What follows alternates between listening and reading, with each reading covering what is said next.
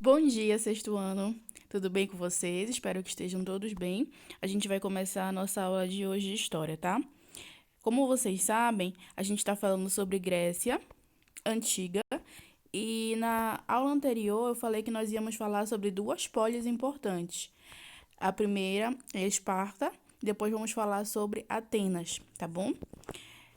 Só para localizá-los, estamos na página 281 do módulo 3, tá? Hoje vamos falar da 281, 282 e 283, certo? Então vamos lá. Primeira característica importantíssima de Esparta, que vocês têm que se lembrar, é o militarismo. O que isso quer dizer? Quer dizer que a polis espartana, a polis de Esparta, era muito focada na questão militar, na questão da guerra, na questão da preparação para a guerra, tá? Outra informação importante, a polis de Esparta foi fundada pelos dórios lá pelo século 9 antes de Cristo. Os dórios também eram povos muito guerreiros e foram eles que fundaram essa polis de Esparta e deram origem aos espartanos, tá? Quanto à organização política de Esparta, aqui nesse textinho está falando mais ou menos como era, tá? Primeira coisa é que eles tinham dois reis. Sim, dois reis. Segundo o que se conta, é que haviam dois reis para que um pudesse controlar o outro, para que uma pessoa não ficasse com o poder todo para si. Mas esses reis parece que eles só tinham o poder mesmo, só tinham o controle de Esparta em tempos de guerra, porque normalmente quem controlava mesmo, tomava as decisões finais, era a Ápila. A gente já vai chegar lá, tá?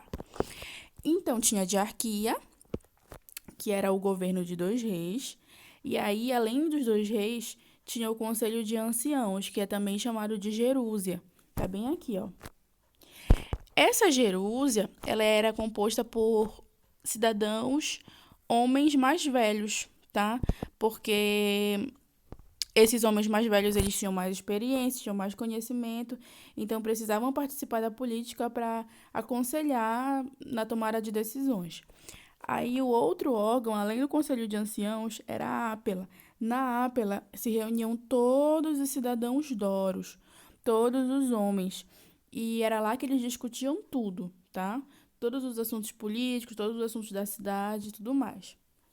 Certo? Então, lembrando, dois reis, Conselho de Anciãos e a Ápila. Sobre a sociedade espartana.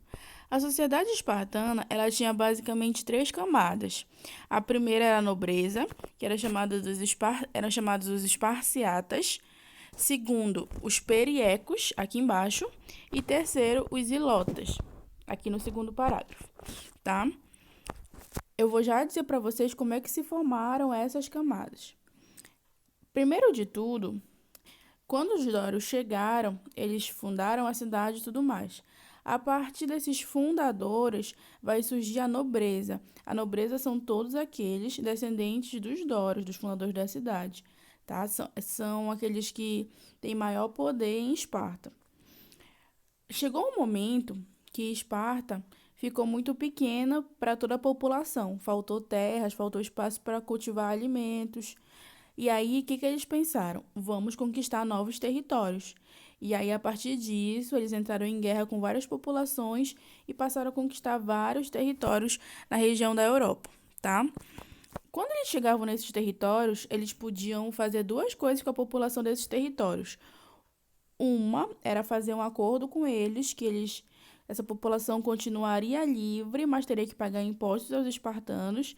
E segunda era quando a população se recusava ao domínio, é, que os espartanos eles chegavam dominando mesmo. Então eles falavam assim: ou vocês pagam impostos, ou vocês pagam impostos, ou vocês serão aprisionados e serão como se fossem nossos escravos, tá?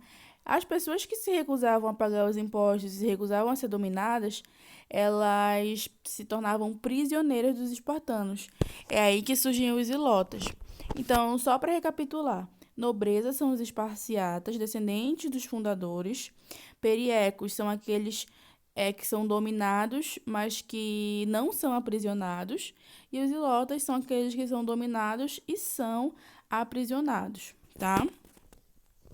É, uma coisa importante, os ilótas, apesar deles serem uma categoria diferente dos periecos, eles também pagavam impostos, tá? Eles a diferença entre um e outro é a questão do aprisionamento. Os periecos eram livres e os ilotas não, eles eram aprisionados, tá? Mas ambos pagavam impostos para os espartanos. Então, são essas três camadas da sociedade espartana. Outro ponto extremamente importante do assunto é esse aqui. Eu acho linda essa imagem do livro de vocês. Uma pintura bem bonita. Aqui vai falar sobre a questão da educação dos espartanos. Então, como é que as crianças eram educadas? Primeiro eu vou falar aqui sobre os guerreiros, tá? Cadê? Aqui. Os guerreiros de Esparta.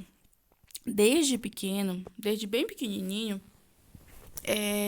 a criança ela era ensinada a importância da guerra. Então, desde pequena, ela era levada para uma escola onde ela seria ensinada a guerrear, ensinada a resistir, ensinada, enfim, ia ser colocada na militarização, que era a base da polis espartana, tá? Os guerreiros de Esparta, eles treinavam a vida toda para se tornarem grandes guerreiros, se tornarem fortes, conquistarem territórios, defenderem Esparta. Era muito importante que Esparta tivesse um bom exército. Por quê? Porque como ela tinha conquistado vários territórios, os espartanos temiam que esses ilotas e esses periecos, ou seja, a população que eles dominavam, se revoltassem contra eles. Então, eles tinham que estar sempre preparados para a guerra.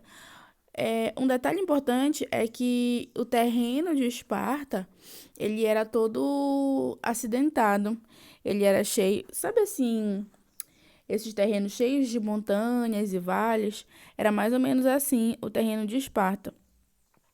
E aí, é, uma das táticas de guerra era você esperar o inimigo do alto, porque você esperando o inimigo chegar do alto e de cima de uma montanha, por exemplo, você consegue visualizar tudo que ele está fazendo. Então, acabava que o terreno de Esparta era muito vantajoso para os espartanos e era muito dificultoso para os inimigos. Primeiro porque os inimigos não conheciam e podiam ser pegos desprevenidos. Então, duas coisas davam vantagens para os espartanos, que era a questão da preparação deles e a questão do terreno geográfico mesmo da polis de Esparta, tá? Essa daqui é uma imagem de uma mulher espartana. As mulheres espartanas, elas não eram guerreiras, porém, elas tinham que também se exercitar. Elas tinham que ter um corpo de uma guerreira, um corpo malhado, um corpo preparado para a guerra também. Por quê? Porque os espartanos acreditavam que assim ela geraria filhos fortes e filhos prontos para defender a sociedade espartana, tá? E aí, aqui fala mais um pouquinho sobre a educação, ó. Entre 7 e 60 anos de idade, os homens eram obrigados a prestar serviços militares em Esparta. Então, a partir dos 7 anos, ele seria ensinado e, com o tempo, ele seria inserido no exército para lutar juntamente com os outros soldados espartanos, tá? Para os espartanos, a educação relacionada à leitura, relacionada a saber ler e escrever, não era tão importante quanto essa educação militar. Eles só aprendiam a ler e escrever o básico, o necessário, porque o resto da educação era toda voltado para a questão da obediência, para a questão da resistência, para essa questão da militarização. Beleza? Então, por hoje é só, pessoal. E essa é a aula de hoje. Qualquer dúvida, podem me perguntar aqui lá nos comentários da plataforma, tá? Ou podem me perguntar pelo WhatsApp. Beijos, bom dia.